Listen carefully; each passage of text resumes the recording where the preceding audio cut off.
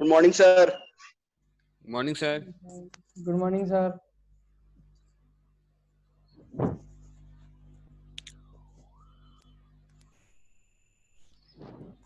Good morning, sir. Reply नहीं दे रहे sir. सो मेरे को रहे रिप्लाई नहीं कर अरे यार.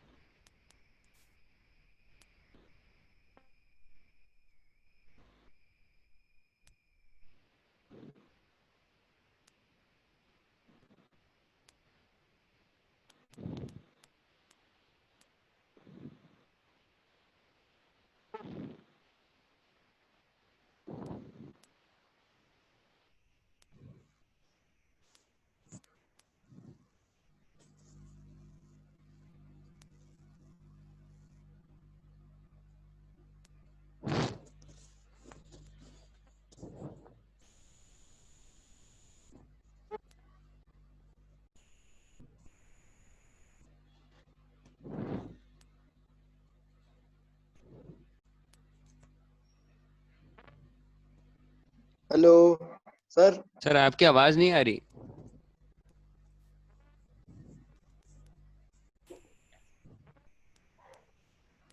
कनेक्ट सर का कनेक्ट ही नहीं हुआ अभी तक. क्या? ये फोन. सर नहीं आ रही आवाज.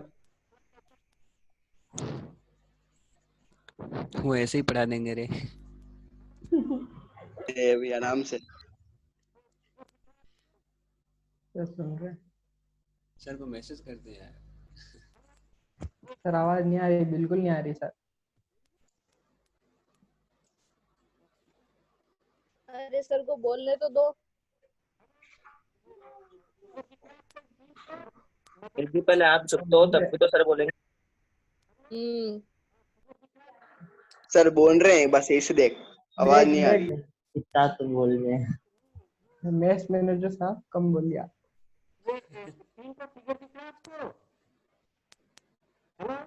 कौन बोला रे, कौन बोला? सर आवाज नहीं आ रही. आवाज नाम पढ़ ले.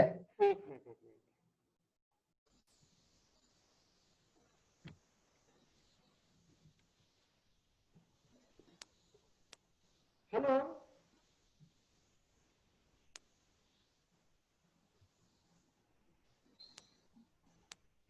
हेलो. हाँ सर. हाँ सर. आप आवाज आ रही है आपको? हाँ नहीं आ सर, रही है अभी सर, सर. आ रही है. ठीक ठीक. ये सर स्क्रीन पर क्लियर नहीं आपको- आ रही है. ये स्क्रीन पर आपको ये दिख रहा है मैकेनिकल टाइप का स्लब कैचर. हाँ सर. अच्छा सर इसको रोटेट कर दो ना, रोटेट. एक मिनट. अरे ये अच्छा ये है आपका. कल मैं जो बता रहा था कि जो यान के अंदर सर, इसको रोटेट तो करो. एक मिनट. अरे अपना तो रुक तो जा रही. मोबाइल घुमा लो ना यार, उसको रोटेट कर दो. ठीक है, अपना मोबाइल घुमा लो. ठीक है. अरे और ये अपना मोबाइल घुमा लो, उसके अंदर जी आराम से आवाज. रोटेट वाला आता है ना. तो ये this is all your mechanic. सबसे सिंपल होता है mechanical type of the slub catcher, है ना. तो ये आपका यान आपका पास हो रहा है यहाँ पर. हेलो. Yes sir. हाँ, ये यान आपका, आप स्क्रीन पर लिखे नहीं, मेरे को नाम पता लग जाएगा, फिर मैं एक्शन लूंगा.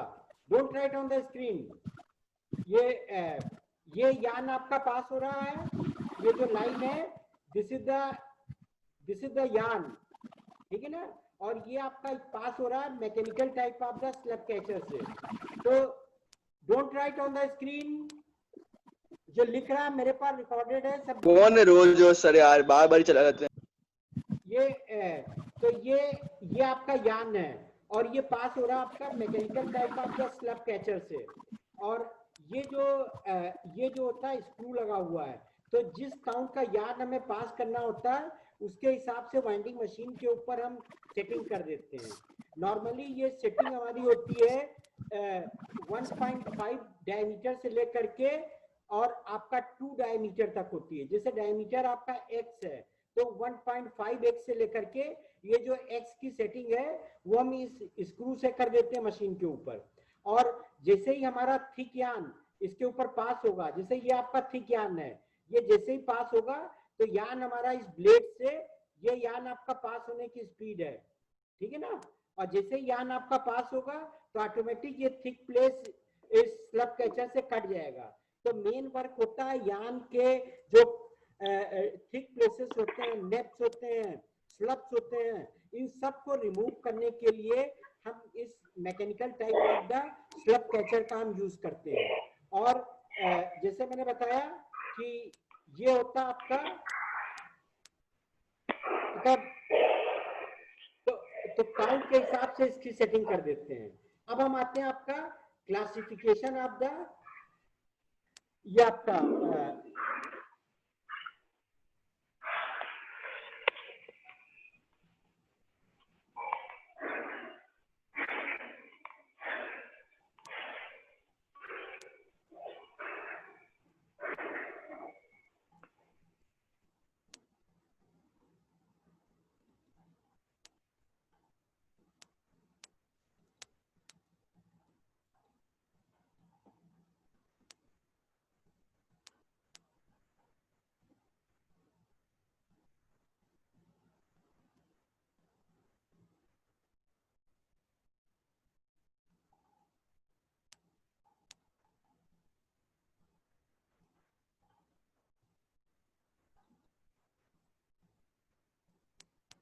हाँ, ये स्लाइड आपको दिख रही है, oscillating type of the slub catcher.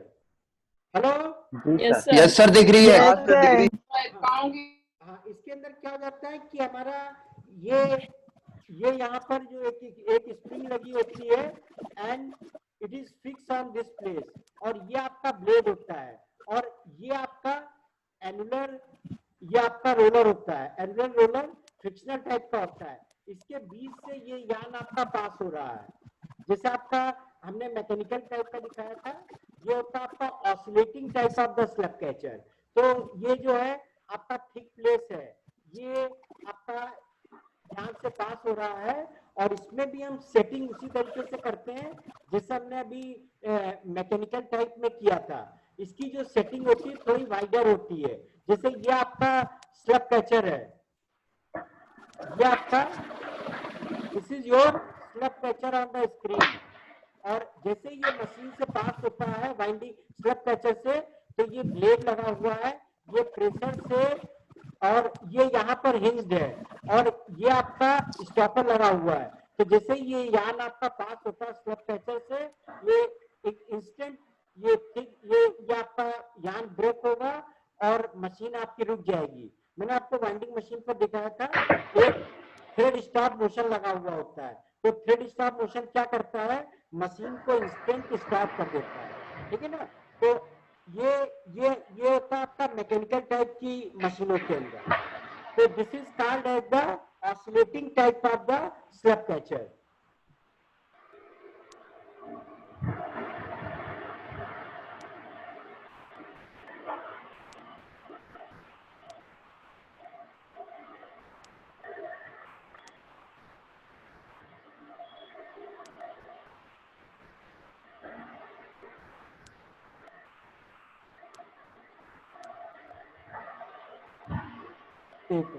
ये आपका, ये बेसिकली आपका classification of the slub catcher. Hello, ये दो टाइप का, don't write on the screen. ये इसके अंदर क्या हो जाता है कि मैकेनिकल स्लब कैचर जो होता है दो टाइप का होता है, एक होता है इलेक्ट्रॉनिक, एक होता है मैकेनिकल। तो मैकेनिकल टाइप के स्लब कैचर्स तो मैंने आपको भी बता दिया, एक है आपका जिसके अंदर ब्लेड लगा होता है, दूसरा ऑसिलेटिंग ब्लेड लगा होता है, और दूसरे होते हैं आपके इलेक्ट्रॉनिक टाइप के। तो इलेक्ट्रॉनिक टाइप के स्लब कैचर जो होते हैं ये ऑटो कोनर मशीन के ऊपर लगे होते हैं। कल मैंने आपको बताया था रोटो कोनर एंड ऑटो कोनर।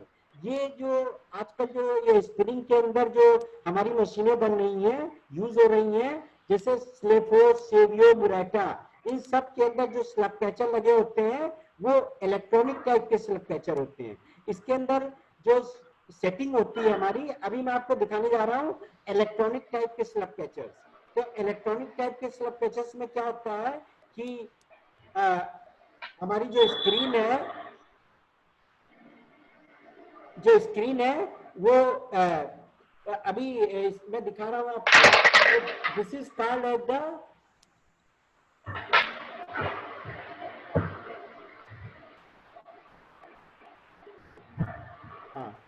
ये जो स्क्रीन पर आप देख रहे हैं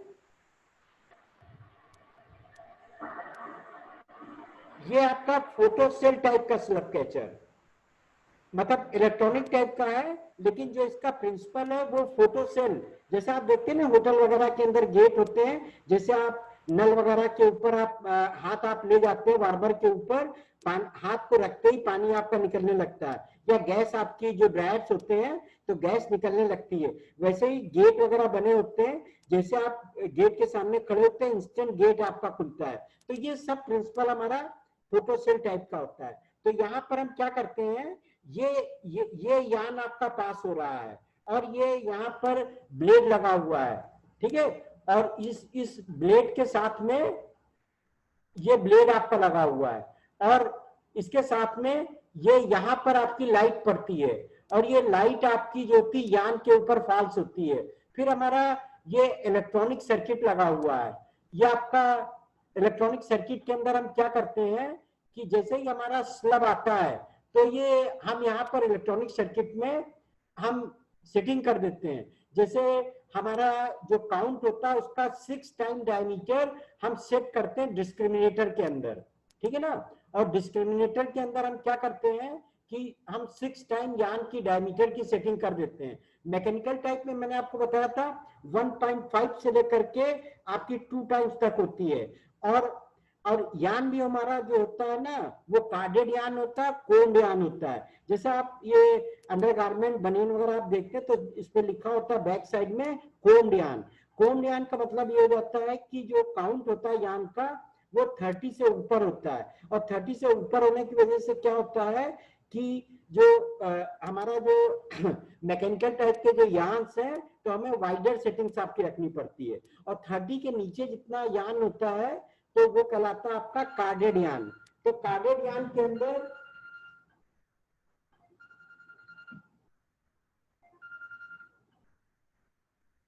हेलो, हाँ हाँ बोलो बोलो।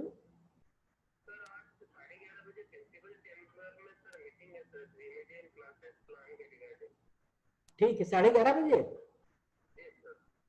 अच्छा अच्छा, ठीक ठीक ठीक ठीक ठीक है।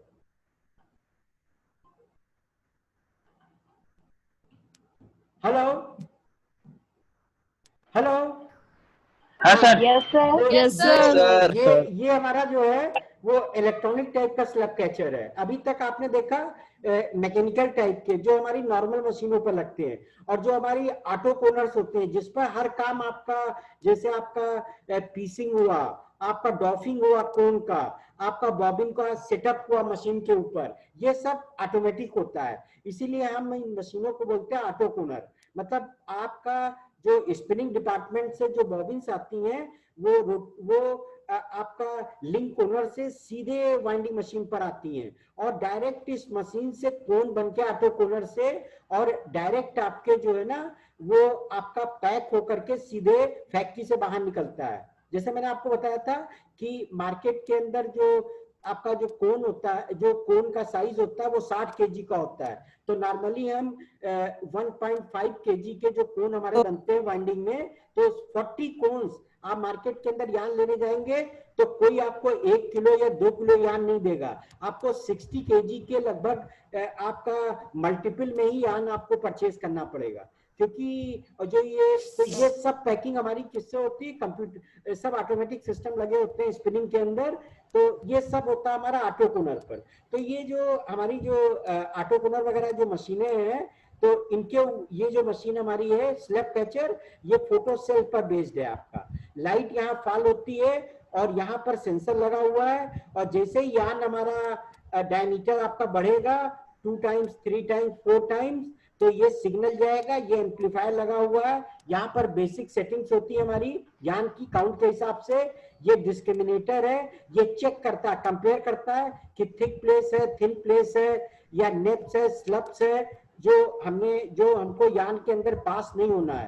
तो ये डिस्क्रिमिनेटर क्या करता है, उन यान को यहाँ से सिग्नल देगा, और ये कटिंग इम्पल्स है, ये सीधे आपका जो है ये यहाँ पर ये ब्लेड लगा हुआ है, ये सीधे यान को कट कर देगा, और यान कट होते ही ये आपका पर्टिकुलर मशीन जो है वो बंद हो जाएगी, और ऑटो कोनर और इसको वर्कर क्या करेगा, हाथ से फर्दर ज्वाइन करेगा। और ऑटो कोनर के ऊपर ऑटोमेटिक स्प्लाइसर या पीसर लगे होते हैं, तो वो तागे को अपने आप ज्वाइन कर देते हैं। मतलब जैसे ही यान आपका ब्रेक होगा तो पीसर क्या करेगा, वो जो मशीन के ऊपर होता है वो हाथ से ज्वाइन करेगा, और ऑटो कोनर के ऊपर वो ऑटोमेटिक या तो स्प्लाइसिंग हो जाएगी। मतलब एक तरीके से आप देखें कि ये जो यान आपका ब्रेक होता है, वहीं पर दोनों थ्रेड लेकर के वो स्पिनिंग करके यान को दोबारा बना देगा। आपको पता ही नहीं लगेगा कि ये जो आपका फ्रेश कोन आपका तैयार हो रहा है,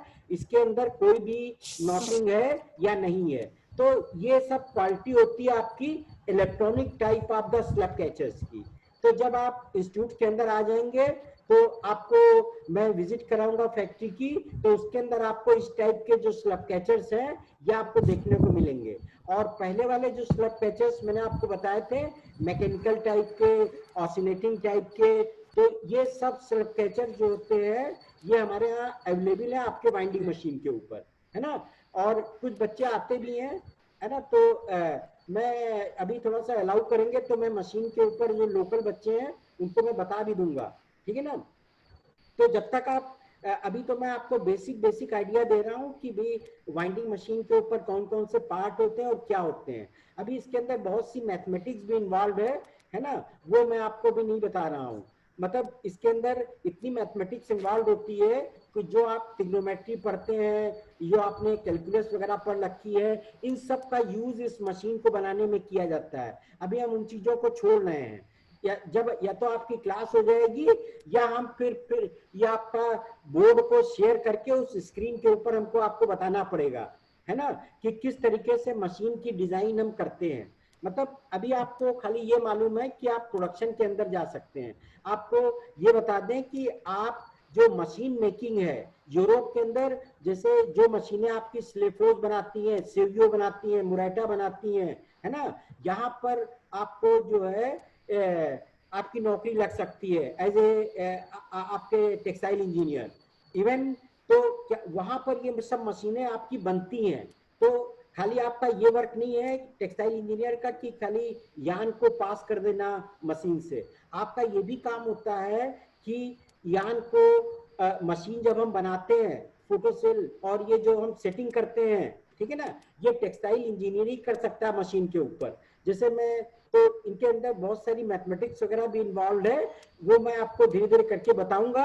या तो जैसे क्लासेस खुल जाते हैं तो मैं आपको आसानी से बता दूंगा, नहीं तो मैं बोर्ड शेयर करके ड्रॉ करके मैं आपको ये चीजें, ये जो ब्राउन-स्यूलर इक्वेशन है ना, मोहम्मडन इक्वेशंस है ना, फिर वाइंड है, एंगल ऑफ कोन है, वो है ना। तो ये सब चीजें हम आपको क्लियर, अभी तो हम आपको बेसिक चीजें पढ़ा रहे थे। जैसे आप पहले में जाते हैं ना तो आबा ABCD पढ़ाई जाती है ना, तो वो चीज हम वाइंडिंग मशीन की आपको बता रहे हैं कि भाई इनकी एनाटॉमी क्या है ना।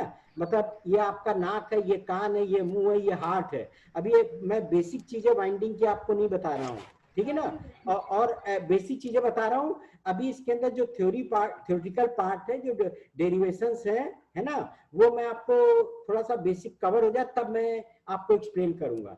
तो this is about the slab catchers.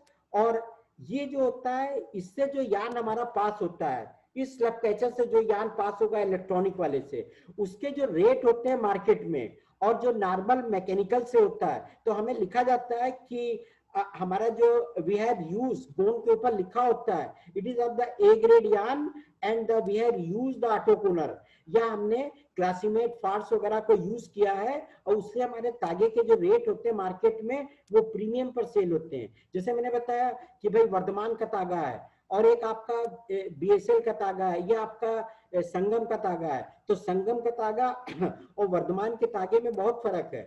इसी कारण वो जो सैलरी देते हैं आपको 30-35 हजार स्टार्टिंग सैलरी है आपकी ट्रेनिंग के अंदर, और यहाँ पर जो सैलरी आपको मिल रही है अभी आपकी नितिन स्पिनर्स आई थी, उसने 2 पॉइंट मतलब लगभग 10,000 का फर्क होता है। कारण इसका ये हो जाता है कि भाई उनकी उनको जो प्रॉफिट है वर्धमान के अंदर वो काफी ज्यादा है, ठीक है ना। और अपने यहाँ जैसे संगम देखें और कंपनी देखें, भीलवाड़ा के अंदर आपके करीब 6 या 7 लाख स्पिंडल लगे हुए हैं, है ना।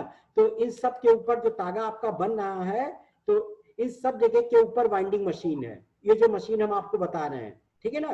तो एक तो मेन ऑब्जेक्ट ये हो गया कि भाई this is of the electronic type.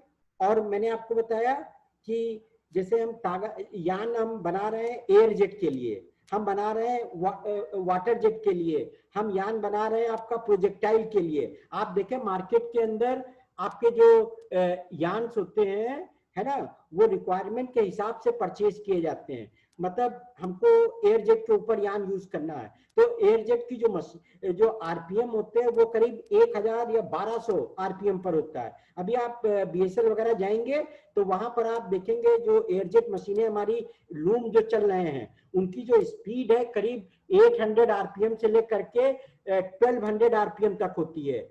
और जो आप नॉर्मल मशीन को देखते हैं प्रोजेक्टाइल मशीन, तो जो यान हमारा ऑटो कोनर पर वो आपका एयरजेट वीविंग मशीन पर होगा, वहां पर जो यान की रिक्वायरमेंट होगी, और जो तागा हमको नॉर्मल मशीन पर यूज करना है, जैसे आपका प्रोजेक्टाइल के ऊपर या आपका वाटर जेट लूम के ऊपर या अदर लूम्स के ऊपर, उनकी स्पीड है, या हम या आपका शटललेस वीविंग मशीन के अलावा जो दूसरी वीविंग मशीन है हमारी यूज हो रही, जैसे सिमको है, रूटी है, ये सब लूम बनाते हैं। और इनके ऊपर जो तागा हम यूज करते हैं वो ज्यादा अच्छी क्वालिटी का यान हम यूज नहीं करते हैं, क्योंकि हमारे जो आरपीएम होते हैं वो 100 से लेकर के 200 या 300 से मैक्सिमम होते हैं। जबकि एयरजेट मशीन के ऊपर हमारा जो आरपीएम होता है मशीन का, वो करीब होता है आपका 1000। मतलब आप जो तागा मतलब एक जो एयरजेट मशीन है वो नॉर्मल मशीन से करीब 5 गुना ज्यादा फैब्रिक आपकी बनाती है, समझे कि नहीं। आप देखें तो सिमको के ऊपर या सिमको या रूटीसी के ऊपर 1 मिनट के अंदर 10 इंच तागा बनता है, वही आप एयरजेट के ऊपर देखें तो 1 मिनट के अंदर आपको 40 इंच तागा मिलेगा। अगर मतलब आप तो हमें जो तागे की रिक्वायरमेंट होती है हमको स्पिनिंग के अंदर देनी पड़ती है कि भाई हमको जो है इस टाइप का तागा चाहिए जिसके अंदर हमें ये फॉल्ट नहीं चाहिए। तो हम क्या करते हैं कि उन फॉल्ट्स को इस मशीन के ऊपर, ये जैसे ये आपका डिस्क्रिमिनेटर है, ये आप देख रहे हैं, ये डिस्क्रिमिनेटर है और ये आपका एम्पलीफायर है। ये जो सिग्नल हमारा जाता है, जैसे ये लाइट आपकी पड़ेगी ये तागे के ऊपर, ये आपकी लाइट पड़ रही, ये आपका थिक प्लेट जा रहा, तो तुरंत सिग्नल एम्पलीफायर को मिलेगा और एम्पलीफायर क्या करेगा, उस सिग्नल को यहाँ पर सेंड करेगा। और यहाँ पर हमारी सेटिंग होती है कि भाई जैसे कल मैं आपको बता रहा था 23 टाइप के क्लासीमेट पार्ट्स होते हैं, तो किस टाइप के पार्ट्स को हमको रिमूव करना वो यहाँ पर सेटिंग हम मशीन की कर देते हैं। और वो यान तुरंत यहाँ से सिग्नल जाएगा और ये कटर में जा करके, ये यान कटर बने हुए हैं, मतलब ब्लेड लगा हुआ है, ये तुरंत यान को कट कर देंगे। तो इस टाइप का तागा हमारा जो है वो कोन के अंदर नहीं जाएगा। और फिर ये इस तागे का यूज जो हम एयरजेट वगैरह या इन मशीनों के ऊपर हम यूज कर सकते हैं। अगर हम बी ग्रेड का यान या सी ग्रेड का यान हम एयरजेट मशीन पर यूज करेंगे तो क्या होगा कि यान के ब्रेकेज हमारे लूम पर इतने ज्यादा हो जाएंगे कि मशीन की जो एफिशिएंसी है, जो 95% हमको मिलनी चाहिए, उसकी बजाय हमको 60% मिलेगी। तो क्या हो जाता है कि मशीन कम चलने की वजह से हमारा कपड़ा कम बनेगा, है ना। तो तो नुकसान मालिक का हो जाता है। तो हमको जो यान लेना पड़ता है वो अरे कोन के ऊपर वो ए ग्रेड टाइप का यान आपको परचेज करना पड़ता है, और उसके लिए हम ऑर्डर कर देते हैं स्पिनिंग यूनिट को कि भाई हमको इस टाइप का यान हमें चाहिए, ठीक है ना। और उस टाइप का यान मिलने के बाद तभी हम इस यान का यूज करते हैं। तो this all about the electronic type of the slug catchers. अब हम आपको दिखाने जा रहे हैं, ये है आपका hello hello. Yes sir. Sir हाँ हम अभी हम आपको दिखाने जा रहे हैं ये आपका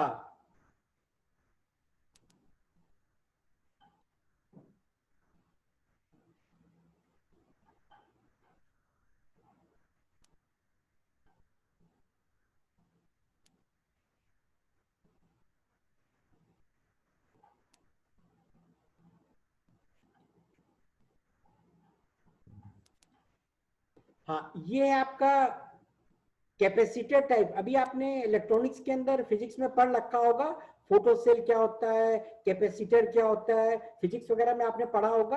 कैपेसिटर Yes, sir. होता है जिसकी कैपेसिटी होती है। तो ये जो सिस्टम है हमारा, ये बेस्ड है आपका कैपेसिटेंस टाइप पर, है ना। और हमारे यहाँ कई मशीनें, अभी आप थर्ड ईयर में आएंगे टेस्टिंग के अंदर तो क्लासीमेट फाल्ट है, ये उस्टर है, तो ये सब आपके जो है ये कैपेसिटेंस या फोटो सेल के आधार पर बने हुए हैं। तो अब इसके अंदर क्या हो जाता है कि जैसे ही ये यान क्या होता है कि ये यहाँ से आप ये पहले वाला फोटो सेल टाइप का था, ये आपका जो है वो ये आपका कैपेसिटेंस टाइप है। ये मैं नेक्स्ट टर्न पर क्लियर करूंगा।